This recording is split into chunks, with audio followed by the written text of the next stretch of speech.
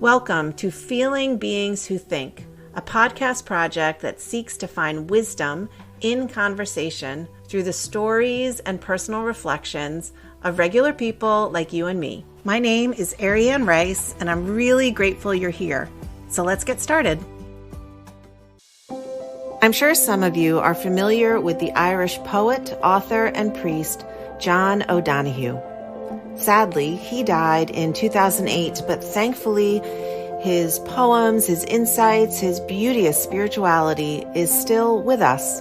I remember listening to him in conversation on another podcast, On Being with Krista Tippett, and he said this: "When was the last time you had a conversation in which you heard yourself saying things that you never knew you knew?"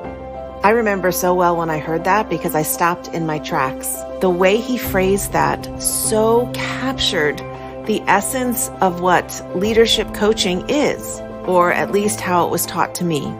Well, today my guest is Brad Farrington, a colleague, a leadership coach, and a Methodist pastor. He describes discovering coaching and how it made his heart come alive, and I can certainly resonate with that. In our conversation, we talk about the Enneagram, described by Richard Rohr as a dynamic framework for self-knowledge and spiritual transformation. I want to thank Brad for such an engaging and dynamic conversation, and in the show notes, I have included ways that you can connect with him and also a link to Richard Rohr's resources and teachings on the Enneagram. Okay. That's it. I hope you enjoy this one, and let's get to it. Thanks so much for listening.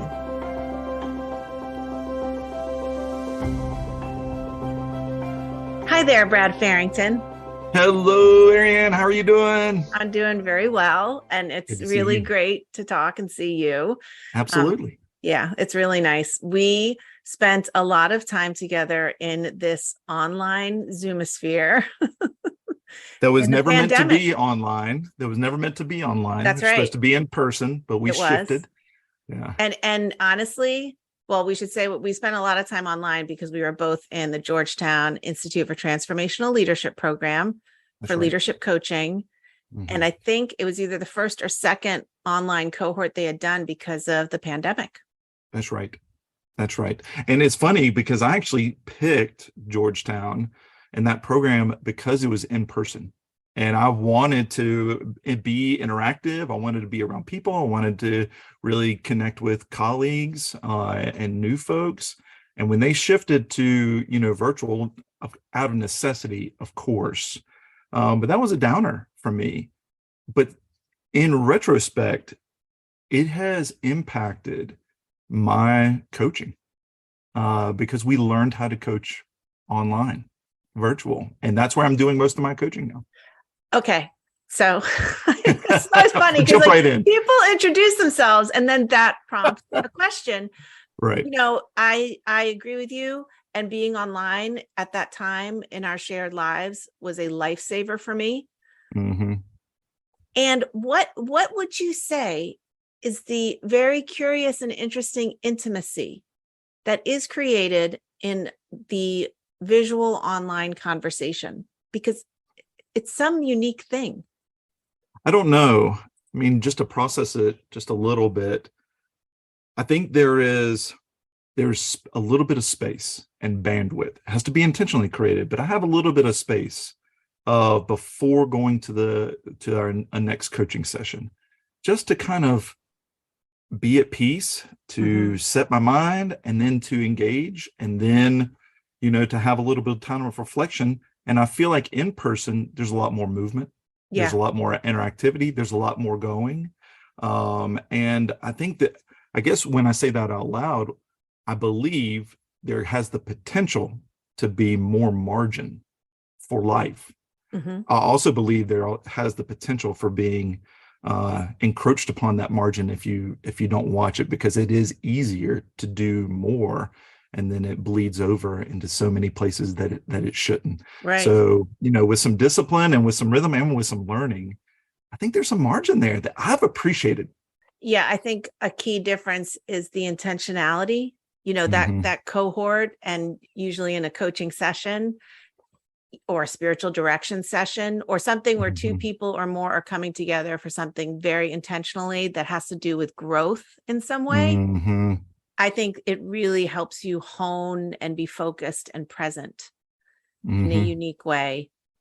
Because it is different if you're just coming together for a meeting sometimes and you haven't really set up, the container of the That's right. space. But I That's right. agree with you. I've only coached once in person, and I found it very strange. Yeah.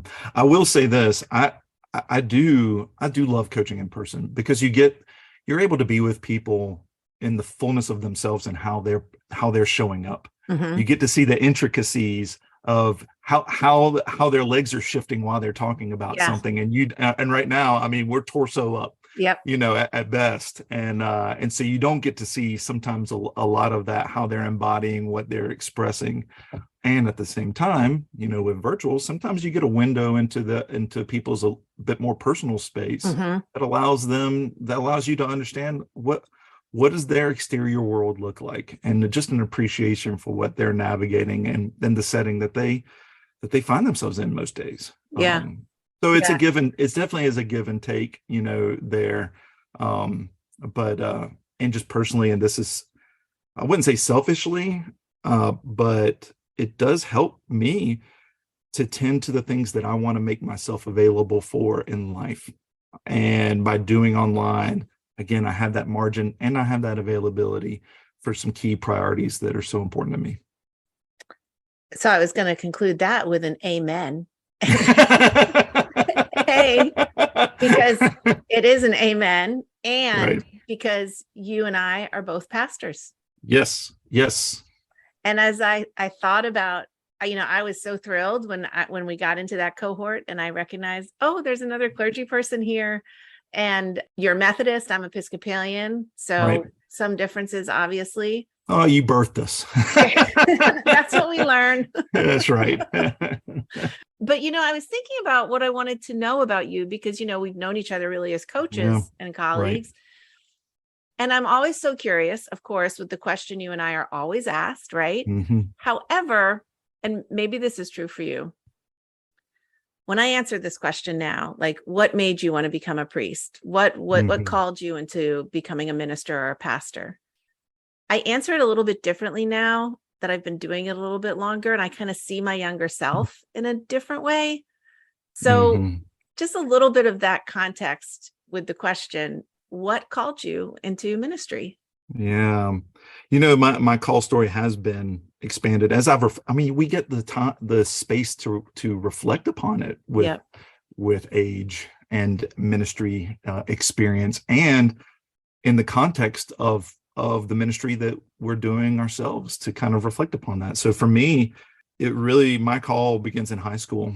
I found a home in the church that was a safe place, that was a beautiful place, a place of acceptance, a place of challenge, a place that is loving, and at a time in my life where there was a lot of disruption.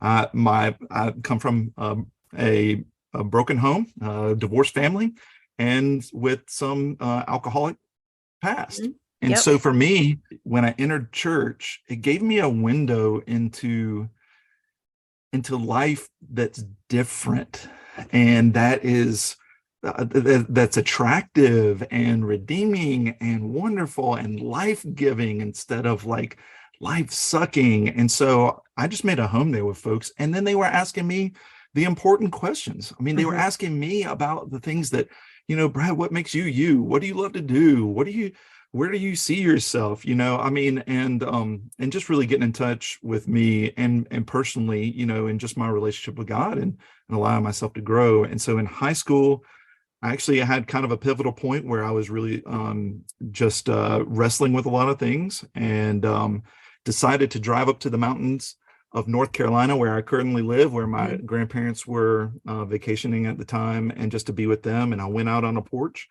and just had it out with God. And that's where there was a clear for me.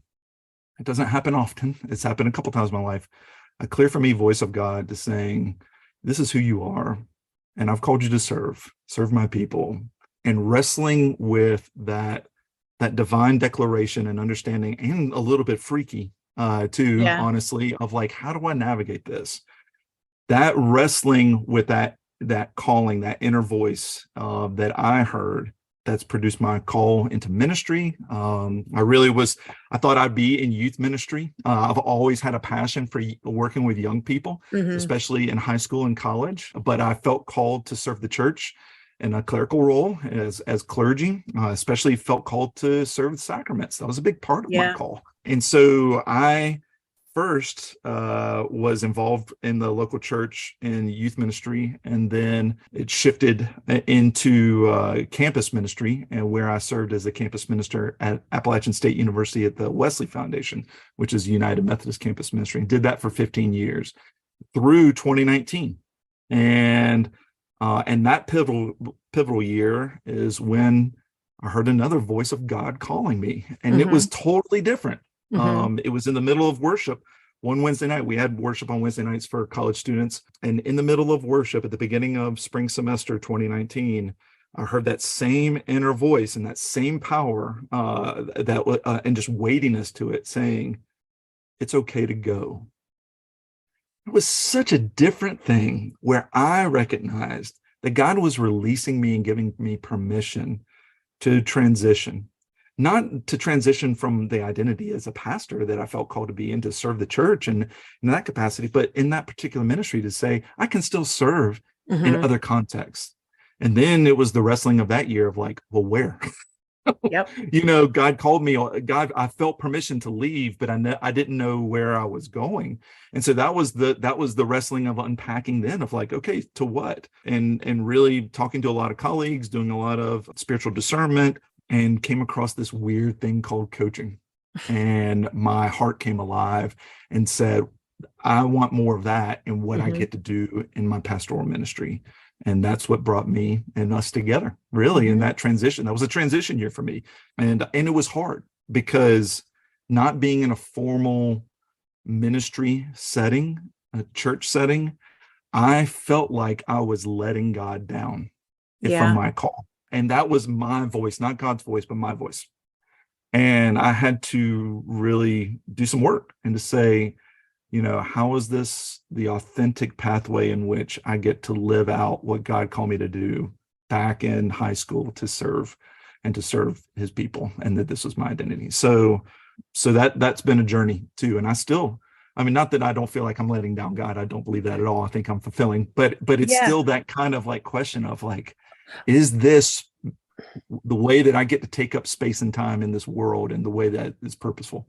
Thank you for sharing that. And, you can tell when somebody has reflected on it, honestly, which all of us should reflect on our stories, right? Like that's work we should do. But it's apparent in the telling of the narrative, because there's that quality of how you see it now and how you were then woven together really beautifully. So thank you for sharing. I was going to ask one question, but then I got a little riveted by another question. You said, that feeling of letting God down. And honestly, it just prompts, do you think we can let God down? I know we were going to talk about Enneagram. And one of the things that's really core to me is doing the right thing, and the motivator for me. And that came out of doing some Enneagram work. So when I hear that question, there's two things that come up for me that are pretty palpable. One, that God's call is so amazing and so wonderful that I want to be faithful. I want to please God. I want to honor that. And I can't consider what that would be otherwise, because that feels like, for me, of an abandonment. So that's the one side of it, of like, man, I just want to do it. The other side is grace, is realizing there's so much more grace that God offers all of us.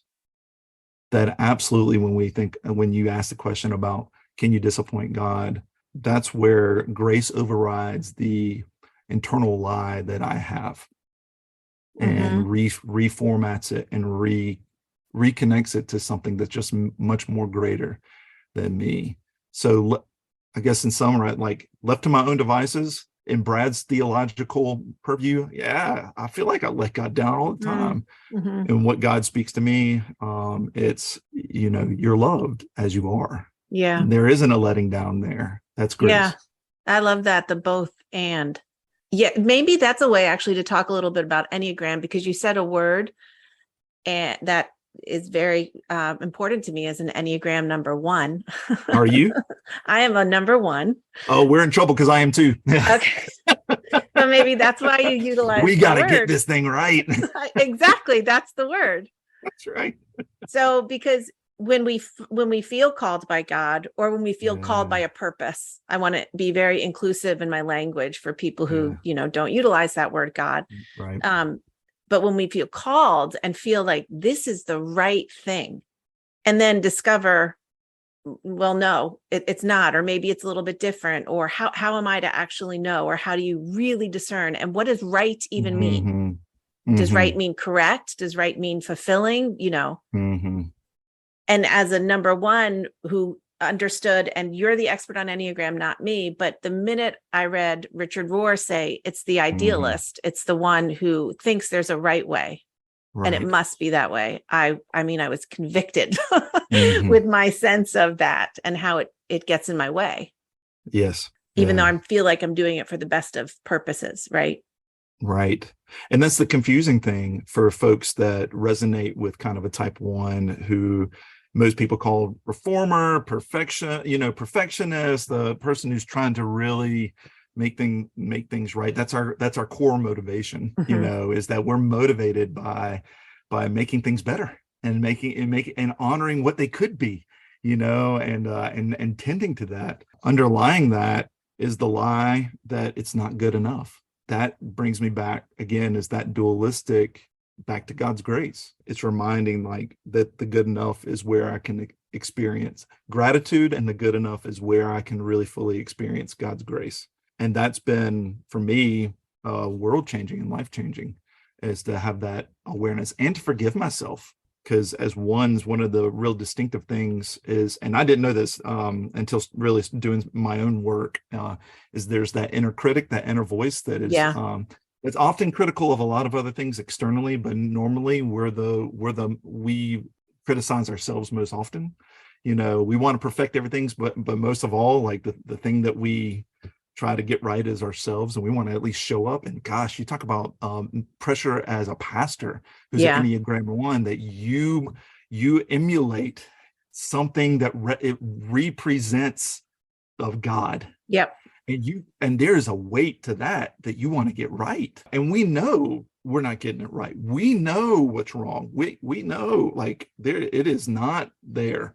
And if that just stays there in that kind of self-resentment or over critical voice internally, and there's not a sense of goodness, gratitude, and grace for what is and is enough. It doesn't have to be perfect to be good and to be good enough. No, it doesn't. Jesus didn't even want us to start a church, but that's another conversation. Okay. So the Enneagram, and it is my understanding of the history, is it kind of comes out of Christian teaching in the earliest, way before. Yeah. Okay. So why don't you say a little bit about it for the context, and then how you came to it and how you utilize it?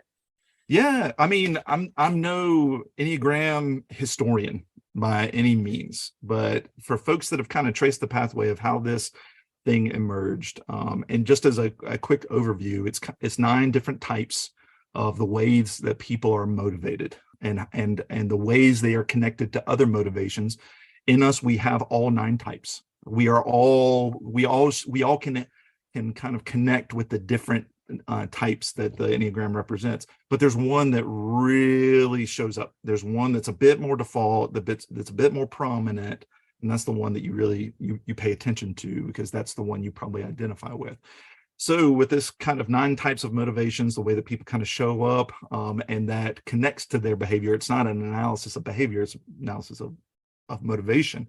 Folks have linked it all the way back to Homer's Odyssey, and the ways that the 9 different ways that Homer explored were kind of enigmatic of the Enneagram types. And then it came through, kind of Platonic, Neoplatonic thought, and then it emerged into the different religious traditions, Islamic faith with the desert fathers and mothers of our tradition, and others, Sufi, and then it kind of came around, in the early 20th century to some key teachers, Gurdjieff, Naranjo, Oscar, each of them. And they were really the ones that were teaching and sharing within kind of our timeline. They did it in a way, or at least kind of the key folks, they did it in a way they were like, hey, listen, we're going to teach this stuff, but we want you to keep it to yourselves. This is something that's really powerful for people, but if it gets out without control, it can kind of be trivialized, or, it's not really all that great. And but then people started teaching it and sharing it, and then it really kind of caught hand to a lot of positive psychology, and then linking up. So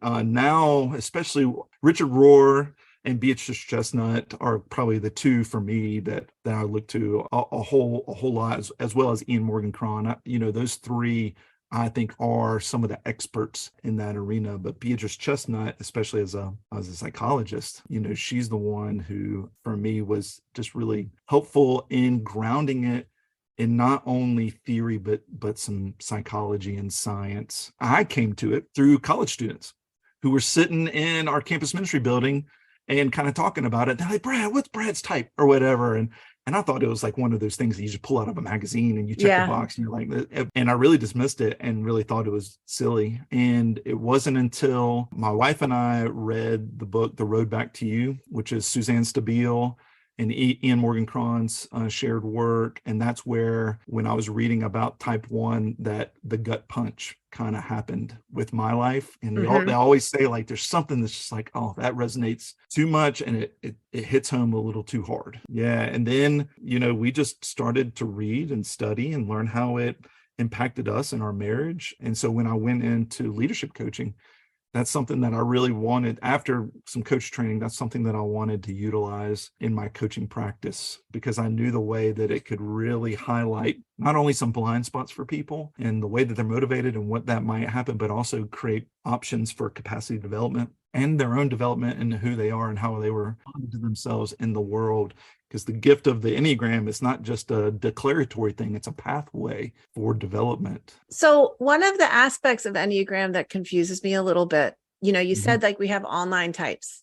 Yes. And then we have like the one core type. Core type. And then my understanding is there's kind of like our wingmen, like one on each side. Right. Help me understand that a little bit. And maybe you could help me understand it in terms of you. Like as number 1, which is also selfishly asking in terms of me, since I'm also number 1, but like, what are the 2 on the side and how does that show up for you in your life and work? It's hard to really describe over just something that's audible, but if you're looking at an Enneagram where 1 is represented, which is kind of at 1 o'clock, looking at it on the two wings, which are the numbers that are directly beside in the circle, is a 9 and a 2. Right. So a 1 is a bit more of a reformer, perfectionistic person who's always looking to do the right thing or make things right, where a 9 is a bit more of a peacemaker, and a 2 is a bit more typically labeled a helper. So those as wings are places that we can resonate with very easily.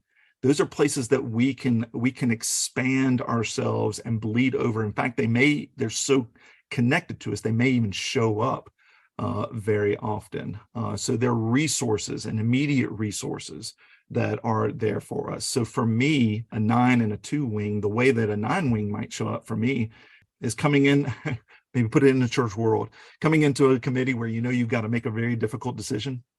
And you want to make sure that all voices are heard and appreciated, and going around and making sure that there's no one that hasn't felt like that they've authentically participated and shared what's going on. And as a 2, kind of a more of a mindset and approach for 2 is like tending to the needs of others. When the 2 shows up, is for me, it's in service, is recognizing that there's a need and feeling a call to respond to that need, and tending to that need. So those kind of peacemaker, helper wings often show up. And usually some people kind of lean more towards one, and one shows up a bit more than the other. But those are both resources and pathways for immediate development.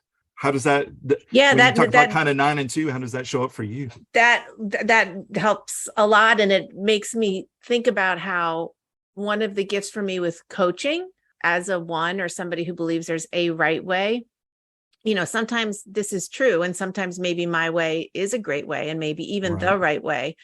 But one of the things I learned and really integrated into my being was this idea of multiple perspectives, and how you can honor them all without necessarily categorizing them in terms of a value of either right or wrong or good or bad. Right. But just to allow them to be. But one of my hurdles is when I start thinking I know best what's for the person I'm talking to, and to have to hold back and not teach or tell, or do you know what I'm saying? Yes. So the gift of the Enneagram is it spotlights the way that you kind of become kind of default, that this is your approach. And a lot of folks say, that through our developmental years, we develop our type as a coping mechanism that worked incredibly well for us. It was awesome. It was the way in which we navigated change, challenge, difficulty, growth as growing up. Toxicity. Anything. It worked. But what always, this is cliche, but what got us here won't always take us there. Yep. And so knowing that this is a way, and there's still a benefit in doing that, but there's more options. And that's the gift of the Enneagram, is understanding there's a lot more ways of seeing, being, showing up, perceiving, understanding than just what is innate and easy and natural for us, of expanding what's possible, or what's an understanding that I really haven't considered. And for me, if I was just a default one coming into a committee meeting at church, let's get this thing done and let's get it done right. And here's how it is. Or to show up for somebody else's need. This is what you need. Let me tell you what you need, because I can see exactly what you need. If that's the default, instead of saying, well, how can others participate, and asking the question, what do you really need? What is real? What are the things that I'm not seeing and understanding? And that's where, especially with, the wings, those can be accessed, and instead of just remaining inside the box that we've really kind of co-created for ourselves through significant life moments. But we don't have to stay there. Enneagram's not a box. Right. It's a springboard. No. So has anybody typed what Jesus was? Oh, it's fun. There's a lot of people that say Jesus was a 9. It's a peacemaker. Okay. Blessed are the peacemakers. If you look at the Enneagram, there's all kinds of different symbols, but one of them is a triadic symbol that's a connector between 9, 6, and 3. And the 9 is at the top of the Enneagram, meaning that a 9 kind of can embody all of the types, can understand, can have empathy. Some of the work that a 9 needs to do is actually put themselves forward, because they give everyone else the space, and they leave themselves out of that space.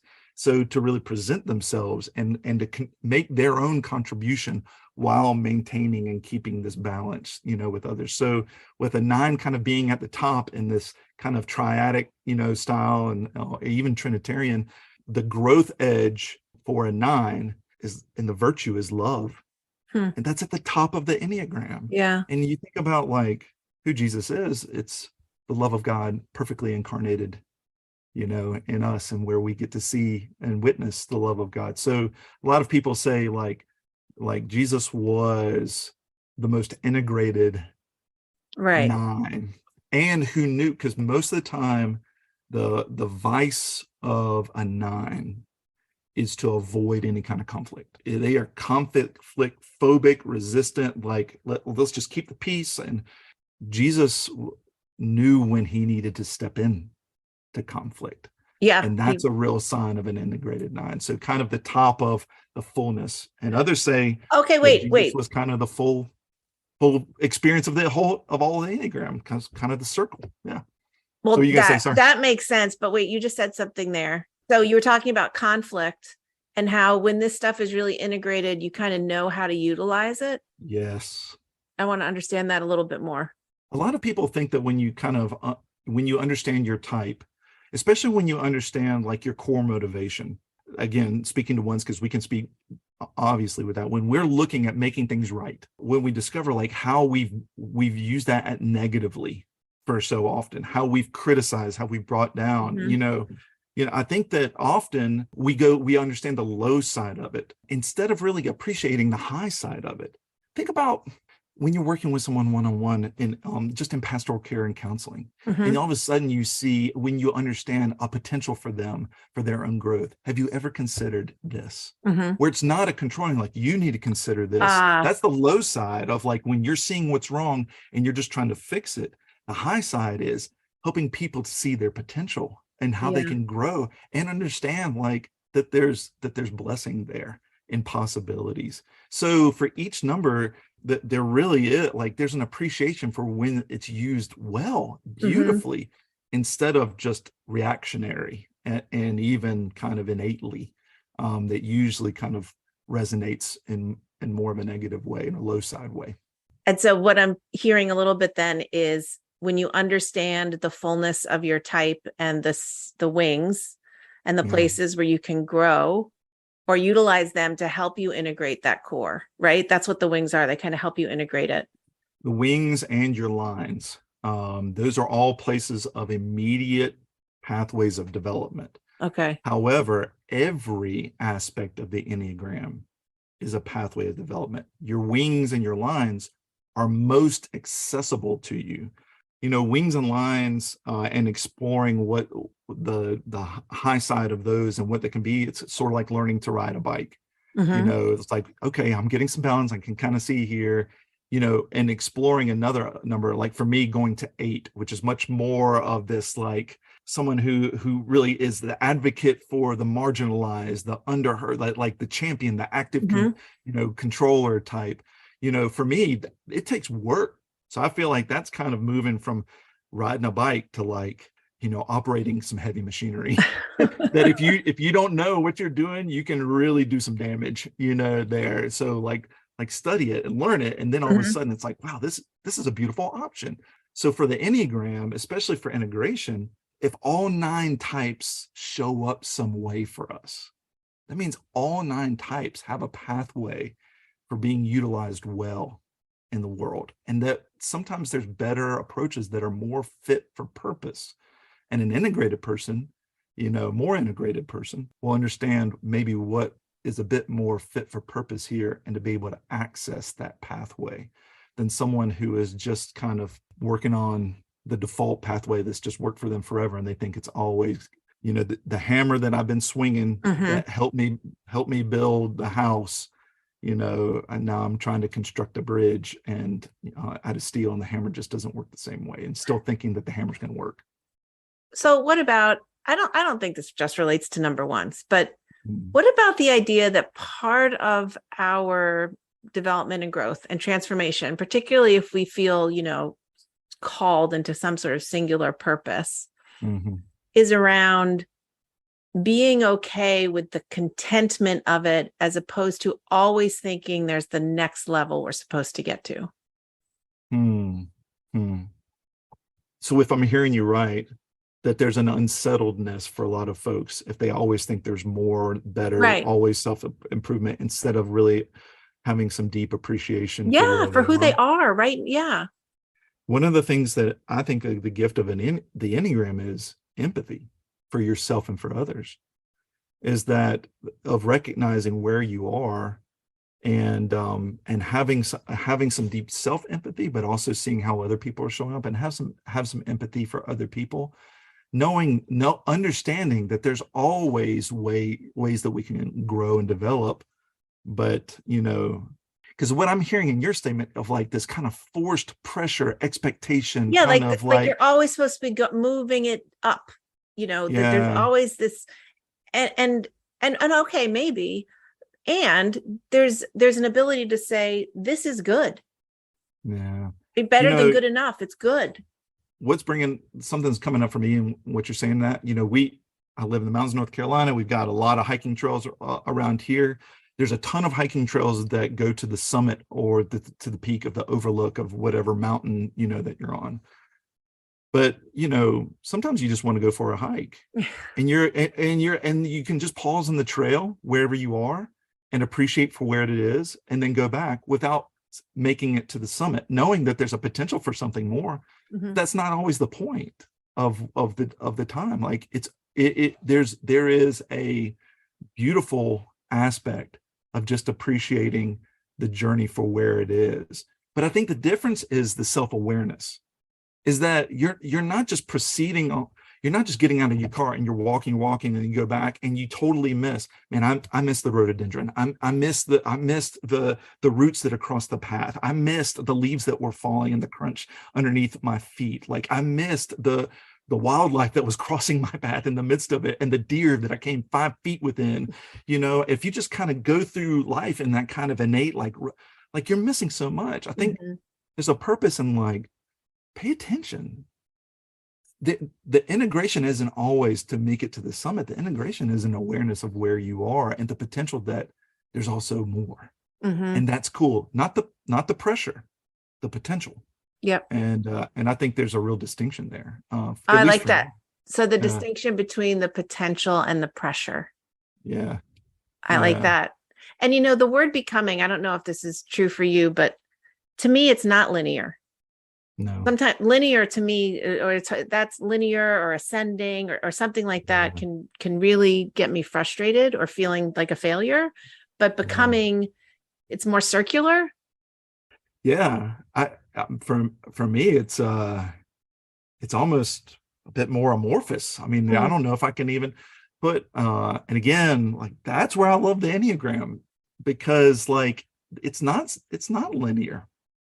There's multiple pathways of going to wings, going to lines, looking at different centers of intelligence and expression, which I think really connects with what you're trying to do here of like, that you're not just about how you process and thinking. It's about, hey, we're showing up as feeling people and people that are embodied. Yeah. that how that is resonating with you somatically is huge, as well as, and of course for us, the way it's resonating with the deeper stuff of like who you are, identity, purpose, the things that are connected to call. Like there's so much more there. Yeah. And that's, in our liturgy, most Sundays, when we're doing the sacraments, you say something about Jesus and you talk about how he shared our human nature. Yeah. And that phrase to me, Jesus was a feeling being who also thought. However, as a human being, surely he had as many emotions as you and I do. Absolutely. And they influenced his thinking and his doing. And maybe that's why we meet like a different Jesus in each gospel. I don't know. Yeah. But I think it's really hard for us sometimes, that phrase of just really truly believing that he was human. Yeah. And that he was with us. Yeah. By choice. I mean, that Emmanuel, incarnational theology and that God with us, Emmanuel, for me has been more profound, especially when from a perspective on a low side of someone who knows that I am not as I should be. And I don't get it all right. That God still chooses to be with me, which is represented in Jesus. Yeah. That God isn't saying, get it right first, and then we can hang. Right. I know. It's let's hang out and let's walk. I know. And that's what all the stories are about. Yeah. All those stories that we listen to, they're about people who never feel up to the task. Yeah. Yeah. And, and talk about American culture where we all feel like we got to get it right first before we can enter in. Instead of having empathy for each other, saying, no, none of us have it right. Right. We can all show up as we are, knowing that there's always a pathway that God's always calling us to become, and to restore the image of God that we were created in, but there isn't a prerequisite. There isn't a check at the door, a test, an entry, like it's a, hey, let's go. I'm here with you. Come be with me. Right. And when you were talking about like the presence and paying attention, and because it's like at a certain point in our lives, we're like, well, what are we running towards? And like we're a certain age, we've achieved certain things. And it's like, well, where are we always trying to get to? Have you so Richard Rohr and Falling Upward? Oh gosh, so much. I love that book. And really looking at the two halves of life. Yep. There and recognizing the beauty of the lessons learned from the first half of life and employing them in the second half of life. I mean, what a gift. Look what is now available and possible. And I think not just externally and not that, like what's possible within me, what's possible beyond me, the inner, the outward, and the communal, just really seeing the gift of what's possible next, instead of just feeling withdrawn or resolute and not seeing potential. That's depressing for me, honestly, is the people that have given up. Well, that I think, is it Rob Bell? Maybe despair is thinking today will be exactly like tomorrow. And also people who are trying to still reclaim what was and make it what is, instead of recognizing what is and what could be. Yep. And the folks that are still bringing back what was because they found something there. Again, it's kind of going back to that coping. There was something that was precious and wonderful that needs to be recognized. Don't give it up, celebrate it. But don't limit it. Don't confine it, and employ it for what now is right in front of your face. I think that's a temptation of that nostalgic, component of us as we get older, of like, we always look back and say, oh, that was so cool. Then, well, then how does it impact now? And what could it do for us in the future? Yeah, no. Jesus is pretty clear. Let the dead bury their bed. Put your hand to the plow and move forward. Doesn't have a lot of patience. Said to the disciples, "Hey, you're kind of tending nets, and trying to fix that. So I just leave your family and come follow me. Like just drop everything and let's go. Talk about an immediacy and an invitation instead of coercion, but definitely a powerful invitation." There's a lot of like concluding kinds of questions, but I'm wondering, because we just talked about when people are feeling lost or maybe in a sense of despair, like what's a simple encouragement around opening up space for possibility that you'd offer? I can tell you what's worked for me. For me, it's gratitude. When I really spend time in gratitude, that opens up possibilities for me. When I become more cynical, more critical, more, narrow, when nothing is right, when everything is wrong, when the resentment is high, and when the anger is hot internally, maybe not externally, but internally. How do you make the switch? For me, it's pause. And I intentionally say, what are 3 things that I want to be grateful for and that I give God thanks for? And literally, there was even a gratitude. Well, I do this every now and again when things are really hot. And I can tell like my, when my breathing changes, when my heartbeat changes.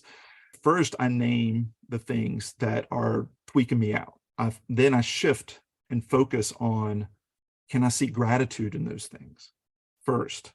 And if I can't, where can I find some gratitude? And just to be real, like sometimes people just really irk me and I'm mad. Yeah. And I repress that. I repress that anger because I believe that, anger is bad. At least that's the narrative that I tell myself. And it's not. There's a use for it in a really wonderful way. But in getting it right, I've always said that there's no place for anger. Yeah. Well, that's wrong. But when I get tweaked out and the anger resides in me, and I'm looking at someone as how they are wrong. Right. To say, what can I be grateful for about that person, changes everything for me. It allows me to maybe have a little bit of a lens of what God sees in all of us, of like, of beauty. Yeah. Thank you for sharing that. And I want to emphasize or just highlight, in a way, sometimes I think when we tell people this process or say this, it may feel a little like cliche or trite, but it really is a practice that changes over time. And to me, it's really a part of, the keep awake, right? We hear that again and again in the Gospels, like pay attention, keep awake, stay alert.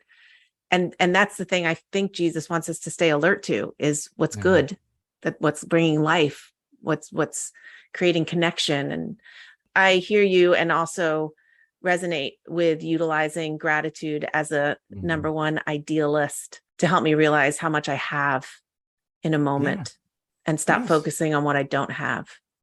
And that works for many. Yeah. Gratitude works for a lot, but there are other pathways. Sure. And that's the joy of getting to coach people, is helping them discover, when they are in that kind of stuck place, when they are in that kind of place that they don't want to be, what is a practice that they can utilize and employ that allows them to move forward in a really significant, wonderful way. That's theirs, right? Not mine, not me prescribing. No, it's theirs. They come up with it. That they're owning. Yeah. I know this conversation, Brad, has given people wisdom and encouragement and prompts to get more in touch with themselves and their own yearnings. So thank you very much. Thanks for having me. For coming on. I really appreciate it. And I look forward to where our paths cross again. Absolutely. Thank you. All right. Take care. You too.